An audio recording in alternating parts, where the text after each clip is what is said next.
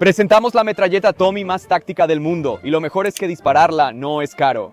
Estoy bastante seguro de que así se vería la metralleta Tommy si alcanzara la iluminación. Primero, tenemos nuestras clásicas miras de la metralleta Tommy. Es el cerrojo con la muesca en U.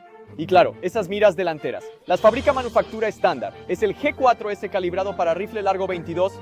Incluye riel y montura óptica Picatinny, puntos de desconexión rápida y una culata estándar arma de asalto. 15. No sé si esto es propietario, pero es muy familiar. Ahora, la parte que preguntan. ¿Qué tan grande es el cargador de tambor y cómo dispara?